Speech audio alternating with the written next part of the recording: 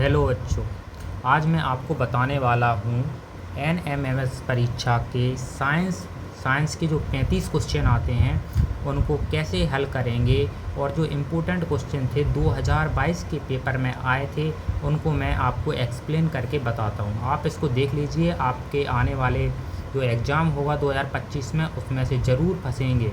7th और 8th की किताबों में से क्वेश्चन आते हैं, आप उन्हें अच्छे से पढ़ लीजिए, आपका सिलेक्शन हो जाएगा। चलिए शुरू करते हैं। पहला क्वेश्चन है साइंस का, 35 क्वेश्चन आते हैं, हम पढ़ते हैं। विद्युत धारा का तापीय प्रभाव पर आधारित सुरक्षा युक्ति को क्या कहते हैं? इसका सही आंसर है विद्युत फ्यूज। विद्युत फ्यूज क्यों है? जब कोई विद्युत यंत्र अत्यधिक करंट खींचता है तो फ्यूज का तार गर्म होकर पिघल जाता है और सर्किट को तोड़ देता है। इससे आग लगने जैसे खतरे से बचा जा सकता है। ठीक है, ये हो गया। बी, बिना किसी माध्यम द्वारा ऊष्मा स्थानांतरण के प्रक्रम को कहते हैं, क्या कहते हैं? बिना किसी माध्यम द्वारा। इसका आंसर है अपना विकिरण। क्या है? विकिरण। क्या है? विकिरण। विकिरण क्यों है? विकिरण सूरज से जैसे कि पृथ्वी तक ऊष्मा आती है, वैक्यूम से पहुंचती है, जहाँ कोई माध्यम नहीं होता है सूरज और पृथ्वी के बीच, इसलिए इसे विकिरण बोलते हैं। अब तीसरा क्वेश्चन है, कीटों को पकड़कर अपना आहार बनाने वाले पादप का नाम है। यह आपने सुना होगा। अमरबेल तो है नहीं, गुड़हल है नहीं, घटपर्णी, हाँ यह हो सकता है। इसका है सी आंसर। क्या है? सी आंसर, मतलब पिचर प्लांट। इसका है घटपर्णी। ठीक है, यह क्या करता है, क्यों बनाता है? ये पौधे मिट्टी में नाइट्रोजन की कमी होने पर कीटों को फंसाकर और उससे नाइट्रोजन प्राप्त करते हैं। क्यों? अगर अगली बार क्वेश्चन आया तो आप क्या करोगे? क्योंकि नाइट्रोजन आया, नाइट्रोजन की कमी को पूरा करने के लिए यह कीटों का क्या करते हैं, फंसाकर उनसे नाइट्रोजन प्राप्त कर लेते हैं। ठीक है, अब चौथा क्वेश्चन है, हीमोग्लोबिन किस प्रकार की कोशिकाओं में पाया जाता है? हीमोग्लोबिन किस में पाया जाता है? श्वेत रक्त में तो पाया नहीं जाएगा। इसका नाम है हीमोग्लोबिन। कैसा होता है? लाल होता है। तो इसका क्या है? अपना लाल रक्त कणिकाओं में। किस में पाया जाता है? लाल रक्त कणिकाओं में। हीमोग्लोबिन क्या है? हीमोग्लोबिन एक प्रोटीन है जो ऑक्सीजन को शरीर के विभिन्न हिस्सों तक पहुंचाता है। ठीक है, अब आएंगे हम 5वां क्वेश्चन पे। इसमें क्या है? बीजाणु उत्पन्न करने वाला एक पादप जीव है। ये क्या? बीजाणु उत्पन्न कौन करता है? इसका है बीजाणु जीव। क्या है? इसका 5वें का है अपना बी। क्या है? डबल रोटी का फफूंद। इसमें क्या है? डबल रोटी का फफूंद। कवक जैसे ब्रेड स्पोर्स से उत्पन्न होते हैं। किससे होते हैं? स्पोर्स से उत्पन्न होते हैं। इसका ये है डबल रोटी वाला जो फफूंद होता है, फंगस। अब 6 क्वेश्चन है, जिस प्रतिबिंब को पर्दे पर ना प्राप्त किया जा सके वह कहलाता है। जिस प्रतिबिंब को पर्दे पर प्राप्त नहीं किया जा सकता उसे क्या कहते हैं? उसे कहेंगे अपन आभासी प्रतिबिंब। आभासी प्रतिबिंब, दर्पण में दिखने वाली छवि को हम पर्दे पर नहीं ला सकते क्योंकि वह सिर्फ प्रतीत होती है, वास्तविक नहीं होती, इसलिए इसका है आभासी प्रतिबिंब। ठीक है, अब हम आगे बढ़ते हैं। अब है अपना कौन सा क्वेश्चन? अब है अपना 7वां क्वेश्चन। कौन सा? 7वां। इसमें क्या है? वह क्षेत्र जिसमें जंतु अपने प्राकृतिक आवास में संरक्षित रहते हैं कहलाता है। प्राकृतिक आवास कहाँ मिलेगा अपन को? शहर में तो मिलेगा नहीं, पार्क में और चिड़ियाघर में मानव द्वारा बनाया जाता है, लेकिन जो अभ्यारण्य होता है वो बहुत बड़ा होता है, तो इसका क्वेश्चन क्या होगा? अभ्यारण्य। ठीक है, ये हो गया अपना। उसके बाद 8वां क्वेश्चन क्या है, हम यह कैसे निश्चित करेंगे कि कोई एक वस्तु दूसरी वस्तु से अधिक तेज़ी से गतिशील है? कैसे देखेंगे हम कि गतिशील है? तो कैसे पता चलेंगे? तो 8वें का इसमें क्या है? दोनों वस्तुओं की चाल से, दोनों वस्तुओं के आकार से, दोनों वस्तुओं की दूरी से।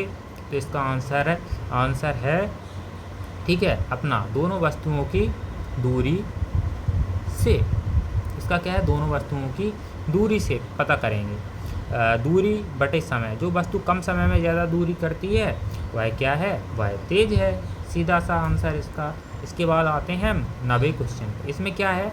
9वें क्वेश्चन में, जब एक वस्तु दूसरी वस्तु पर सरकती है तो वह एक बल उत्पन्न करती है जो पृष्ठों के बीच सापेक्ष गति का विरोध करता है। इस बल को कहते हैं, क्या बोलेंगे अपन? एक दूसरे को सरकते हैं तो उसे बोलेंगे घर्षण। सिंपल, घर्षण बल। उसके बाद हम आगे बढ़ते हैं। 10वां क्वेश्चन क्या है? कंपन करने वाली वस्तु द्वारा 1 सेकंड में किए गए कंपनों की संख्या को उसकी क्या कहते हैं? 1 सेकंड में कितने कंपन कर रहे हैं उसे बोलते हैं हम आवृत्ति। क्या बोलते हैं? आवृत्ति। आवृत्ति का फॉर्मूला होता है प्रति सेकंड कंपन की संख्या या मापन इकाई आवृत्ति ए होती है, या हर्ट्ज में भी इसको माप सकते हैं हम, ठीक है। इसका है आवृत्ति। ओके, अब हम बढ़ते हैं आगे बढ़ते हैं। अब हम पढ़ते हैं 11वां क्वेश्चन। जब कांच की छड़ को रेशम के कपड़े से रगड़ते हैं तो क्या होगा। इसमें क्या होता है, कांच धनात्मक तथा कपड़ा ऋणात्मक हो जाता है। कांच कैसा होता है, धनात्मक, छड़ अनावेशित, छड़ तथा कपड़ा दोनों क्षण ऋणावेशित तथा कपड़ा धनावेशित हो जाता है। इसका क्या है, डी, कांच धनात्मक कैसा हो जाता है, कांच क्या हो जाता है, कांच धनात्मक, छड़ धनावेशित। अच्छा, इसका बी है, इसका क्या है, बी है। छड़ कैसे हो जाती है, धनावेशित तथा कपड़ा क्या हो जाता है, ऋणावेशित हो जाता है। अब हम आगे बढ़ते हैं 12वें क्वेश्चन पे। इसमें क्या है, आपतन कोण परावर्तन कोण के बराबर होता है। आपतन कोण क्या होता है, परावर्तन कोण के बराबर होता है। इसका है सदैव। इसका क्या है, सदैव, हमेशा होता है। सदैव मतलब हमेशा होता है। प्रकाश की परावर्तन का नियम बोलते हैं इसे, आपतन कोण बराबर परावर्तन कोण।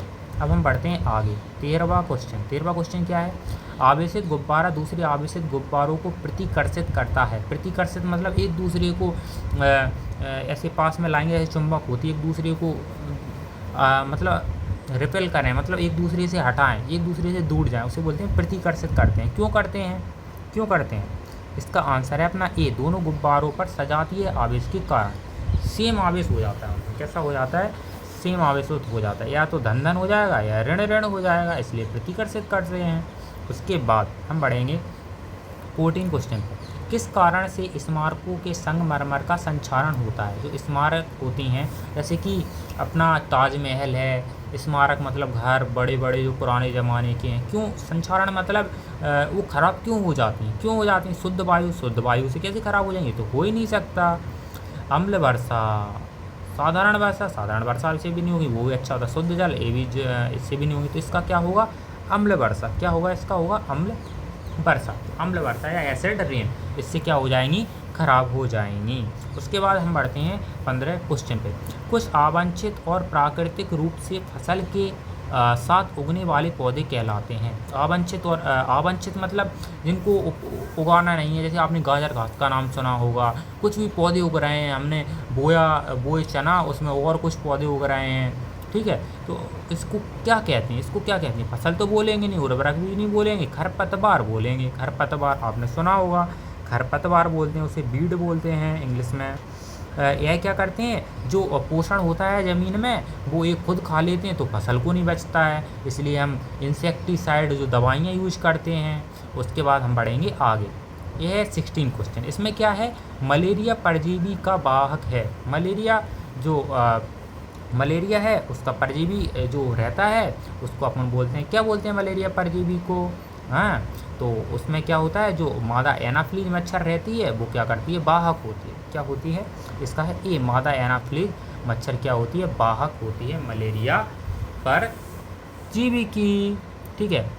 उसके बाद हम बढ़ेंगे आगे, उसके बाद है 17 क्वेश्चन। संचरणीय रोगों का मुख्य कारण है। संचरणीय मतलब कम्युनिकेबल, एक दूसरे में फैल जाएं। तो आपको जो हिंदी है तो उसको आपको थोड़ा समझना आना चाहिए, तो आप सही से कर लेंगे क्वेश्चन। 17 क्वेश्चन क्या है, इसका है मुख्य कारण क्या है, ड्रैगन मक्खी की मकड़ी, चींटी, बीतने। इसके बाद घरेलू मक्खी, ये सबसे ज़्यादा दिखती है, हमारे खाने पर बैठ जाती है या जो भी गंदी चीज़ है उस पर बैठ जाती है, तो यह क्या करती है, यह फैला देती है। उसके बाद हम बढ़ते हैं आगे 18वें क्वेश्चन के पर। पकने के बाद फसल काटने के पश्चात बीजों और दोनों को मशीन द्वारा अलग किया जाता है। किसके द्वारा अलग किया जाता है, पकी हुई फसल को काटने के बाद उसे बोलते हैं कम्बाइन। किसे बोलते हैं, कम्बाइन द्वारा। कम्बाइन मशीन एक साथ फसल की कटाई और दाने अलग करने का कार्य करती है। आपने सुना होगा हार्वेस्टर भी बोलते हैं कई जगह। तो वह क्या करता है, एक साथ बीज को अलग कर देगा और जो उसका जो भाग है बचा हुआ उसको अलग कर देगा, ठीक है। अब हम पढ़ेंगे 19वां क्वेश्चन। चीनी को एल्कोहल में परिवर्तित करने का प्रक्रम का नाम है। चीनी को किस में कर रहे हैं, एल्कोहल बना रहे हैं हम। एल्कोहल मतलब होता है दारू, गांव में बोलते हैं। तो इसको क्या बोलेंगे? इसको नाइट्रोजन तो बोलेंगे नहीं, मोल्डिंग भी नहीं बोलेंगे, तो इसको बोलेंगे हम किण्वन या फर्मेंटेशन भी बोलते हैं इंग्लिश में। तो ये वाला भी अपना हो गया 19वें नंबर। अब हम बढ़ते हैं आगे। अब है 20वां क्वेश्चन। 20वां क्वेश्चन क्या है? ऐसी औषधियाँ जो बीमारी पैदा करने वाले सूक्ष्म जीवों को नष्ट कर देती हैं अथवा उनकी वृद्धि रोक देती हैं कहलाती हैं। आपने सुना होगा कि हम बीमार हो गए, डॉक्टर ने हमें दवाई दे दी, हम ठीक हो गए, तो उसे क्या बोलते हैं? एंटीबायोटिक। क्या बोलेंगे हम? एंटीबायोटिक या प्रतिजैविक। यह क्या कर देती हैं? जो सूक्ष्म जीव रहते हैं हमारे शरीर के अंदर उसे खत्म कर देती हैं। ठीक है, इसका ये हो गया 20वें का डी। उसके बाद आगे बढ़ते हैं। 21वां क्वेश्चन है, निम्नलिखित में से किसको पीट कर पतली चादर में परिवर्तित किया जाता है? पतली चादर ऑक्सीजन से थोड़ी ना पतली चादर बन जाएगी, फॉस्फोरस से भी नहीं बन जाएगी, तो पाउडर वाउडर होते हैं, और सल्फर से भी नहीं बन जाएगी। तो इसका है हमारा जिंक, जो बैटरी वगैरह होती हैं उससे उसमें रहता है। यह क्या करता है? यह धातु है, जिंक एक धातु है जिसे चादर में बदला जा सकता है।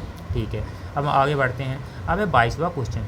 धातुएं अम्लों से अभिक्रिया करके गैस बनाती हैं। कौन सी धातुएं होती हैं जो अम्लों से क्रिया करके गैस बनाती हैं? हाइड्रोजन है या सल्फर है या कार्बन है या नाइट्रोजन है? तो इसका अपना आंसर है हाइड्रोजन। जो हाइड्रोजन होती है वो क्या करती है? अम्लों से क्रिया करके HCl से धातुओं से क्रिया करके क्या बना लेती है? गैस बना लेती है। ठीक है, अब हम आगे बढ़ेंगे 23वें क्वेश्चन में। इसमें क्या है? मृत वनस्पति के धीमे प्रक्रम द्वारा कोयले में परिवर्तन को कहते हैं। वनस्पति के धीमे कोयले में बन जाता है। जो पेड़ पौधे अगर मर गए, नीचे गिर गए, खराब हो गए, मिट्टी में जम गए, तो उससे कोयला बन रहा है। क्या बन रहा है? कोयला ऐसे ही बना था। कोयला से बनती है बिजली, कोयला से जलती है आग। तो ये वो दूसरे वाले कोयले की बात हो रही है, जो जला के अपन कोयला बना देते हैं, उसकी बात नहीं हो रही है। जो बहुत सालों लगते हैं तब बनता है। ठीक है, उससे उसको क्या बोलते हैं? उसको हम बोलते हैं कार्बनीकरण, कार्बोनाइजेशन। ठीक है, बहुत लंबा समय लगता है। और उसके बाद आता है 24वां क्वेश्चन। ईंधन के ऊष्मीय मान को किस मात्रक द्वारा प्रदर्शित किया जाता है? जो ईंधन होता है उसके ऊष्मीय मान को किस किलोग्राम में, तो हम कुछ सौदा लेने जाते हैं दुकान पर, उसको नापते हैं।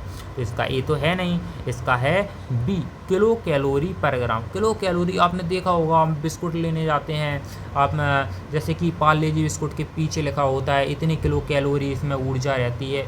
तो इसको इसी किलो कैलोरी पर ग्राम के से हम इसको मापते हैं। ठीक है, इस प्रकार से मापते हैं। कोई भी आप बिस्कुट ले लो, चिप्स ले लो, कुछ भी खाओ, उसके पीछे आप ज़रूर देखना इसमें कितनी किलो कैलोरी ऊर्जा है, तो उसको ऐसे ही मापते हैं। अब हम आगे बढ़ते हैं 25 क्वेश्चन पे। ये है 25वां क्वेश्चन। कोयले के अपूर्ण दहन से मुख्यतः कौन सी विषैली गैस बनती है? अब जो कोयला है, कोयला आपने पूरा नहीं जलाया, उसको थोड़ा सा जला दिया, जैसे कि वो नहीं होता है, ऐसे धुआं हो जाता है, तो अपूर्ण दहन हुआ। इसमें मुख्यतः कौन सी विषैली गैस? अब जो कौन सी गैस बनेगी? तो इसका आंसर है कार्बन मोनोऑक्साइड। सल्फर नहीं बनेगी, हाइड्रोजन नहीं बनेगी, कार्बन है, कार्बन से ही कोयला बनता है, तो कार्बन मोनोऑक्साइड बनेगी।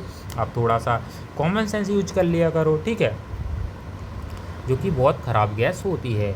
इससे कार्बोक्सी हीमोग्लोबिन बन जाती है। अगर यह ज़्यादा हो जाए तो इससे इंसान भी ख़त्म हो सकता है। अब है 26 क्वेश्चन में क्या है? Magnesium 2 mg, magnesium plus oxygen सही समीकरण क्या है? मैग्नीशियम और ऑक्सीजन मिलके क्या बनाएगा? Mg है और O है, तो यह क्या बनाएगा? 2 MgO। इसका क्या होगा? इसका होगा 2 MgO। इसका ये आ जाएगा डी। आपको इसके लिए थोड़ी सी केमिस्ट्री पढ़नी पड़ेगी। यह कैसे आया, इसकी ऑक्सीकरण संख्या क्या है, अपचयन संख्या क्या है, उस प्रकार से यह निकल आता है। ऐसे अगर ऐसे मान लो तो A2 से A2 कट गए, तो इससे आ गया 2 MgO। ठीक है, इस प्रकार से हो जाता है, लेकिन यह सही तरीका नहीं है। आप इसको अच्छे से किसी और वीडियो में समझा दूंगा। अब 27वां क्वेश्चन है। इसमें क्या है? किसी धातु की पन्नी का उपयोग भोज्य पदार्थों को लपेटने में होता है। आपने देखा होगा, आप कुछ लेने गए, आप पूड़ी पैक करते हैं घर में, या फिर बाहर भी कुछ लेने का डोसा पैक करके देते हैं, तो उसमें कौन से पदार्थ का उपयोग होता है, आपको ये पता होना चाहिए। कॉमन सेंस वाली चीज़ें हैं। इसमें उपयोग होता है आयरन तो होता नहीं, लोहा तो कितना कठोर होता है, कॉपर भी नहीं होता है, कैल्शियम भी। इसका है एल्यूमिनियम का उपयोग हो जाता है। क्यों किया है, हल्का होता है। 27 हो गया। अब हम बढ़ते हैं आगे। अब 28 क्वेश्चन, जो 28 क्वेश्चन है उसमें क्या है, शरीर की सबसे छोटी रचनात्मक एवं कार्यात्मक इकाई है। सबसे छोटी रचनात्मक एवं कार्यात्मक इकाई क्या है, बताओ क्या है। सबसे छोटी रचनात्मक एवं कार्यात्मक इकाई क्या है, गोल्जी काय, अंग, ऊतक या कोशिका। सबसे छोटी पूछ रहा है, सबसे छोटी कार्यात्मक इकाई क्या है, तो इसका होगा अपना जो काम कर सके, इसका है कोशिका। कोशिका इंडिपेंडेंटली कार्यात्मक, इसको पढ़ो आप, सेल्फ फंक्शनल यूनिट, ठीक है। तो यह कार्य भी कर सकती है। एक कोशिका अपना घर खुद चला सकती है, बशर्ते उसे ऑक्सीजन और खाना मिलता रहे। तो यह इसका आंसर है कोशिका। और ये है गोल्जिका है, ऊतक या अंग, यह एक कोशिका के अंदर एक गोल्जिका है, जैसे कि यह कोशिका के अंदर पाया जाता है। और कोशिका मिलके क्या बना लेती हैं, कोशिका मिलके ऊतक बना लेती हैं, ऊतक मिलके अंग बना लेते हैं। लेकिन इसमें पूछा था कोशिका, ठीक है। अब हम बढ़ते हैं आगे। 29 क्वेश्चन क्या है, निम्न में से कौन सा विकल्प उष्णकटिबंधीय क्षेत्र का सर्वश्रेष्ठ वर्णन करता है। कौन सा विकल्प, इसका हम पढ़ेंगे। गर्म और आर्द्र 29 नंबर का, इसका है मध्यम तापमान अत्यधिक वर्षा, सर्द और आर्द्र, गर्म और आर्द्र। इसका है हॉट एंड ह्यूमिड। अधिक, इसमें क्या होता है, अधिक तापमान होता है और अधिक वर्षा होती है उष्णकटिबंधीय क्षेत्र में। आपने ये क्वेश्चन पढ़ा होगा, इसको याद कर लीजिए। ऐसा एक वन होता है जिसमें अधिक वर्षा होती है और अधिक क्या होता है, बरसात होती है, दोनों चीज़ें ज़्यादा होती हैं, ठीक है। अब हम बढ़ते हैं आगे 30वें क्वेश्चन के ऊपर। निम्न में से किसमें ऊन प्राप्त नहीं होती है, किससे, याक से ऊन प्राप्त होती है कि नहीं होती। याक को देखा होगा आपने, बहुत सारे बाल होते हैं तो उससे तो होती है, ठीक है। बी है ऊँट, हाँ ऊँट पे कहाँ आपको बाल, कौन से सफ़ेद ऊँट आपने देखा होगा, ऊँट तो ऊँट में होती ही नहीं है, तो इसका है ऊँट से नहीं होती है। बकरी भी होती है, बकरी से होती है। घने बाल हैं तो उससे भी समझ लो, उससे हो गई। जैसे पोमेलियन कुत्ता देखा होगा आपने, बिल्कुल वाइट होता है, कैसा लगता है जैसे ऊन हो, ठीक है। तो इसका ए वाला तो नहीं, इसका है ऊँट, ठीक है। इसमें नहीं पूछा था। आप ये भी ध्यान रखिए कि क्वेश्चन आप बड़े ध्यान से पढ़िए कि उसमें क्या हो रहा है, ठीक है, क्या पूछा जा रहा है। अब 31वां क्वेश्चन देखते हैं हम। जैसे कि ऐसे 31 क्वेश्चन है, उसमें क्या है, धनुष को खींचने के लिए धनुर्धर द्वारा लगाए गए बल का उदाहरण है। धनुष को खींचने के लिए हम पीछे को तानते हैं, ऐसे धनुष अपन पकड़ लेते हैं तो क्या करते हैं, उसमें तीर लगा के, आपने जैसे गुलेल देखी होगी, गुलेल में भी पीछे की तरफ करते हैं हम, ठीक है। उसमें क्या करते हैं, खींचने पर लगने वाला बल है, कैसे करेंगे, ये कैसे लगाएं, गुरुत्वीय बल तो अलग चीज़ होती है। और पृथ्वी वगैरह लगाती है, पृथ्वी जो बड़े बड़े ग्रह हैं वो लगाते हैं। चुंबकीय बल कहाँ से आ जाएगा भाई, असंपर्क बल, नॉन कॉन्टैक्ट, ये क्या है। पेशीय मतलब जो अपनी मसल्स हैं उससे हाथ से ही तो खींचेंगे ना, तो इसका सिंपल क्वेश्चन है, इसका नाम है पेशीय बल। सरल सा क्वेश्चन है। अब हम बढ़ते हैं आगे। अब पढ़ते हैं 32 क्वेश्चन। ध्वनि किस माध्यम में संचरण नहीं कर सकती। जो ध्वनि होती है वो किस माध्यम में संचरण नहीं कर सकती है। जल में आपने सोचा होगा कि आप उसमें स्विमिंग पूल में या फिर नहर वगैरह आप गए होंगे तो वहाँ पर भी आवाज़ तो आ जाती है, अपन को कुछ आवाज़ तो आ जाती है, तो जल में तो कर सकती है। हवा में तो हम बोलते ही हैं, मैं भी बोल रहा हूँ, जैसे कि हवा में बोल रहा हूँ तो आप तक आवाज़ पहुँच रही है कि नहीं पहुँच रही है, पहुँच रही है, तो हवा में तो पहुँच सकती है। और ये है निर्वात, हाँ निर्वात में कैसे पहुंच जाएगी भाई, निर्वात में नहीं पहुंचती है, तो इसका है निर्वात या वैक्यूम बोलते हैं हम इंग्लिश में इसको। लोहा में भी हम ऐसे पीटेंगे तो बहुत दूर तक आवाज़ आती है, कान लगा के कभी सुनना आप। दीवार ऐसे बोलते हैं ना, दीवालों के भी कान होते हैं, दीवार में भी आवाज़ जाती है, ठीक है। तो इस प्रकार से ये भी इसका हो जाएगा निर्वात। अब आएगा 33 क्वेश्चन। जो 33 क्वेश्चन है उसमें क्या है, किस ग्रह को सुबह का तारा या शाम का तारा, आपने बहुत बार सुना होता है शाम का तारा, सुबह का तारा, या आप दादा दादी के साथ कभी छत पर लेटे होंगे, आपने देखा होगा रात में कि ये तारा दिख रहा है, ये सबसे ज़्यादा चमकता हुआ तारा दिख रहा है, सुबह का तारा, शाम का तारा।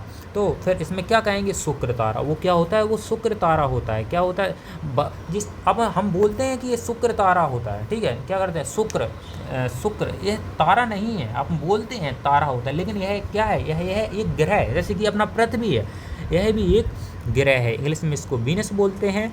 यह सुबह और शाम को, आप शाम को जाना छत पे, आपको 7 बजे के टाइम आपको चमकता दिखाई देगा। यह होगा शुक्र तारा, लेकिन यह तारा नहीं है, यह क्या है, ग्रह जो सूर्य के प्रकाश के द्वारा चमकता दिखाई देता है। हम बढ़ते हैं 34 क्वेश्चन पे। 34 क्वेश्चन क्या है, निम्न में से कौन सा गैर जैव निम्नीय है?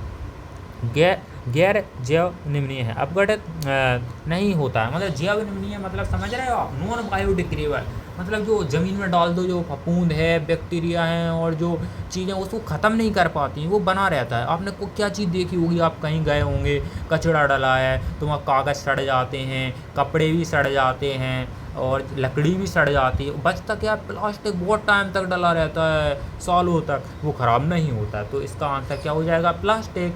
अब अगला क्वेश्चन है 35 क्वेश्चन, जो कि आखिरी क्वेश्चन है। यह विज्ञान के क्वेश्चन थे जो कि हमने जल्दी से ख़त्म कर लिए हैं। अगर आपको यह वीडियो पसंद आए तो आप सब्सक्राइब कर दीजिए चैनल को, लाल वाला बटन दबा दीजिए, जिससे कि मैं और अच्छे वीडियो आपको समझा के और अच्छी वीडियो बना दूँ। ठीक है, यह 2022 का पेपर है, ऐसा सेम डिट्टो पेपर आया था। इसमें ऐसे बहुत सारे क्वेश्चन हैं जो कि फंसने की पूरी संभावना है, आप इसको जल्दी से देख लीजिए। अब आखिरी क्वेश्चन करते हैं 35। अग्निशामक में उपयोग की जाने वाली गैस है। अग्निशामक समझ रहे हो क्या है? अग्निशामक आपने देखा होगा, लाल लाल सा वो रहता है, एक लोहे का डिब्बा टाइप का, उसमें देखा होगा आपने, ये क्या चीज़ है। आप कहीं गए होंगे हॉस्पिटल वगैरह में, तब देखा होगा, आपने गाड़ियों में देखा होगा। तो इसका उपयोग, कौन सी गैस, इसके अंदर कौन सी गैस होती है? इसके अंदर होती है अपनी CO2 गैस। CO2 गैस आग को घेर कर ऑक्सीजन की आपूर्ति रोक देती है। इसमें क्या होती है, अपनी CO2 गैस होती है। तो हम यहाँ पे हो गए हैं क्वेश्चन ख़त्म। ठीक है, थैंक यू, अच्छे से पढ़िए आप, आपको और सारी चीज़ें मैं बता दूंगा कैसे क्या पढ़ना है। विज्ञान के क्वेश्चन ज़रूर अच्छे से क्वेश्चन थे, इनको आप देख लीजिए एक बार और चैनल को सब्सक्राइब कर दीजिए। Thank you.